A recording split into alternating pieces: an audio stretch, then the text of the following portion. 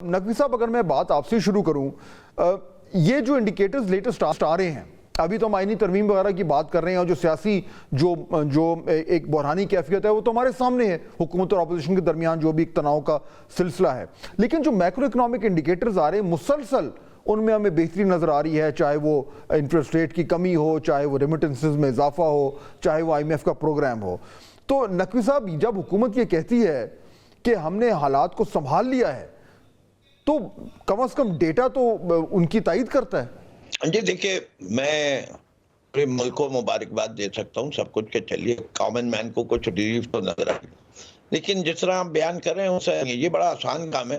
पहले हालात को बहुत ख़राब कर दो, फिर हालात बेहतर हो जाए तो हमने बड़ा अचीव कर लिया। पहले खड्डा खोद दिया, अब कह रहे हैं हम खड्डा को भरने में थोड़ी हद तक कामयाब हुए। ये तो 12% महंगाई के ऊपर शोर मचाते आए हुए थे, 38% पे ले गए।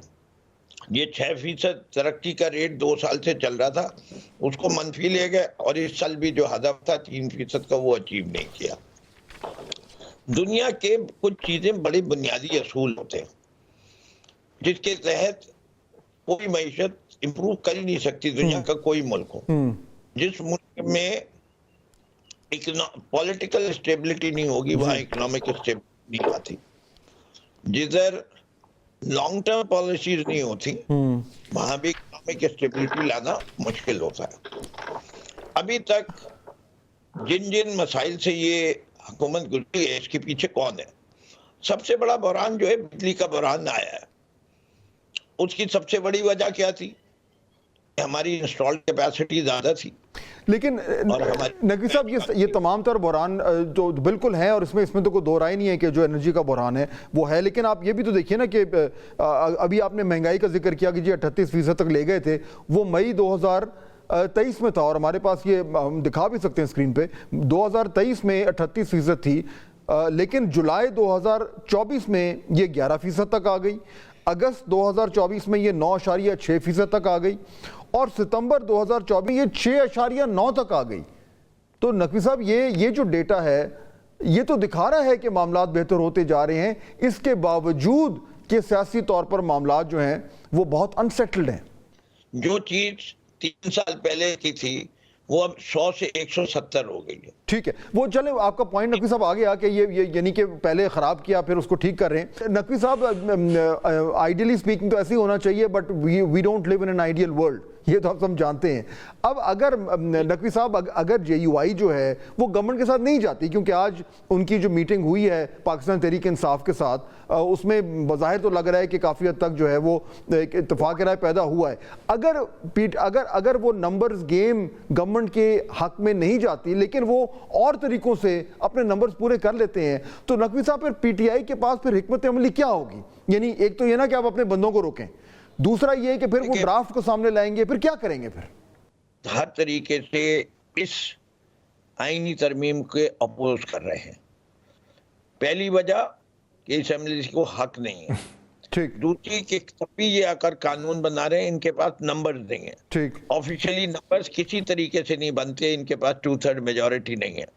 जो ये मेजॉरिटी क्रिएट कर रहे हैं वो with the help of a compromise judiciary कर 3 सीटें इन्हीं ली बाय रिकाउंट। चले, मेरे पे वक्त खत्म हो गया नकवी साहब, बट आपका पॉइंट आ गया, आपका पॉइंट आ गया। बिल्कुल, मैं आप दोनों का बहुत शुक्रगुजार हूँ कि आपने हमें ज्वाइन किया। नाज़रीन, ये जो सियासत है आईनी तरमीम के ऊपर, वो तो जाहिर बात है उसमें तेज़ी आती जा रही है, लेकिन उसके साथ साथ जो है वो पाकिस्तान तहरीक इंसाफ की जो आउटरीच है JUI की तरफ, वो उस पर बहुत कुछ डिपेंड करता है। लेकिन आउटरीच जो है वो पाकिस्तान पीपल्स पार्टी भी कर रही है, और उस हवाले से कुछ इंपॉर्टेंट डेवलपमेंट्स हुई हैं, उस पर हम ज़रा तफसील से बात करेंगे।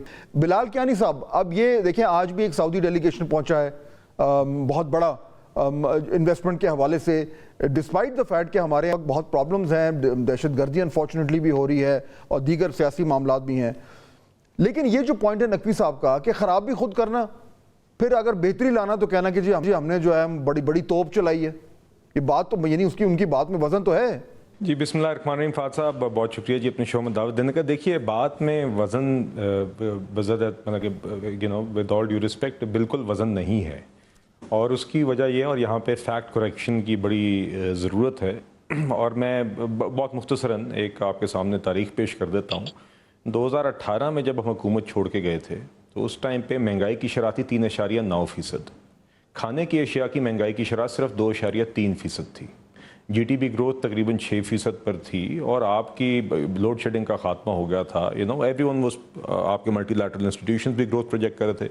فاسٹ فارورڈ ٹو 2022 اور ان 4 سالوں کے اندر مستقل مہنگائی بھی رہی. عمران خان صاحب کے دور میں 50 لاکھ سے زائد لوگ غربت بے روزگار بھی ہوئے, 2 کروڑ سے زائد لوگ غربت کی لکیر کے نیچے گئے. اور اس کے بعد آپ نے پہلے کہا کہ میں خودکشی کر لوں گا, آئی ایم ایف نہیں جاؤں گا. آپ آئی ایم ایف گئے, پھر وہ پروگرام بھی آپ صحیح طرح نہ چلا سکے.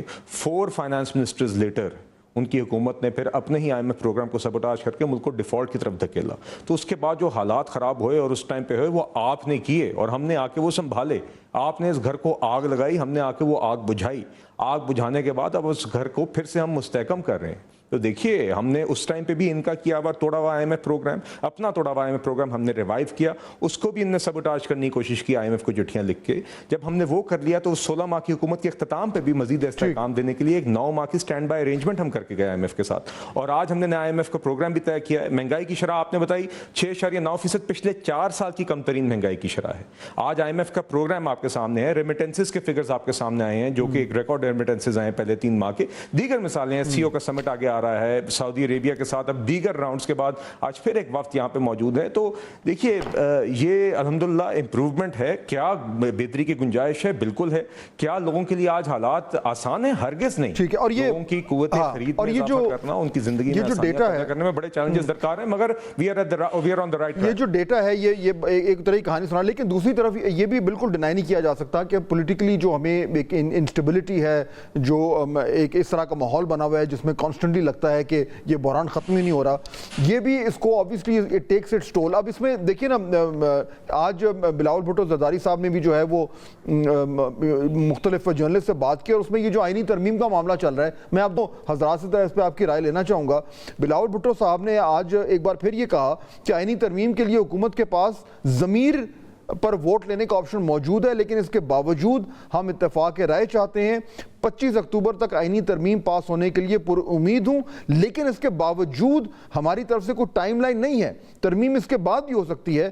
ہم چاہتے ہیں کہ مولانا فضل الرحمان سمیت دیگر جو ہیں ان کے ساتھ اتفاق رائے ہو, مگر جے یو آئی کا مسودہ آئے گا تو اس پر ہم بات کریں گے. بلال کیانی صاحب, ویری کوئکلی, پھر میں نقوی صاحب سے آپ کی رائے لوں گا. یہ جو ترمیم کا معاملہ ہے, اس میں اب تک تو لگ رہا ہے کہ یہ کنسنسس نہیں بن پا رہا, اور مولانا صاحب کی جو آبجیکشنز ہیں وہ گورنمنٹ ایڈریس نہیں کر پا رہی. تو یہ آپ کی بھی ریڈنگ ہے کہ موسٹ لائکلی آپ کو بغیر جے یو آئی کے یہ ڈرافٹ جو ہے اس کو پاس کرانا پڑے گا. جی فاتح صاحب, دیکھیے 2 باتیں. بنیادی بات تو یہ ہے کہ بائی ڈیفینیشن ایک کانسٹیٹیوشنل امینڈمنٹ کے لیے براڈ کنسنسس اس حد تک چاہیے ہوتا ہے کہ 2/3 اکثریت تو آپ کو قومی اسمبلی اور سینٹ میں علیحدہ چاہیے ہوتی ہے. تو جب بھی کانسٹیٹیوشنل امینڈمنٹ اگر آتی ہے اور اس پاس ہو جاتی ہے تو بائی ڈیفینیشن ایک کافی اکثریت دونوں ہاؤسز کی اس پہ اتفاق کرنے کی وجہ سے ہی ہوگی. یقیناً ہم چاہتے ہیں کہ جے یو آئی ایف بھی اس میں اونرشپ لے یا اس پہ اتفاق, ان کے ساتھ بھی اتفاق ہو. اسی لیے آپ نے دیکھا کہ چاہے وہ پی ایم ایل این ہو, peoples party, J U I, یہ 3 مین جماعتیں آپس میں اس کے اوپر ان کی مشاورت, ان کی نیگوسیشنز جاری ہیں. ہم چاہتے ہیں کہ ان 3 جماعتوں کے اندر آئیڈیلی ایک اتفاق ہو مسودے پہ بھی, اس کی تفصیلات کے اوپر, لیکن نہیں ہوتا پر بھی اور ایکچوئل ٹیکسٹ کے اوپر بھی. اور اگر نہیں ہوگا کیا جو نمبرز ہیں, نہیں دیکھیے, اگر دیکھیے نہیں, اگر نمبرز ہیں تو وہ مل جائیں گے, تو پھر بھی ہم اپنی ایفرٹ تو جاری رکھیں گے نا جی, کہ پارلیمنٹ کی 2 نہیں نمبرز ہم بالکل دیگر اور ممبرز کو بھی قائل کرنے کی کوشش کریں گے. مگر آئی تھنک آئیڈیل یہی ہے کہ P M L N, J U I F اور پیپلز پارٹی, تینوں یہ جماعتیں ایک بیس فراہم کریں اتفاق کے ساتھ, اور بقیہ پھر جو نمبرز ہیں مزید ممبرز کو قائل کریں. مگر دیکھیے, اگر کوئی ایک جماعت نہیں اتفاق کرتی تو کسی بھی جماعت کے پاس یا کسی بھی کانسٹیٹیوشنل امینڈمنٹ پروپوز کرنے والے کے پاس یہ تو حق ہے کہ وہ باقی 2/3 اکثریت کی اور پھر وہ جس طریقے سے کرے گا اس کے اوپر ایک اور, چاہے وہ کسی اور جماعت سے.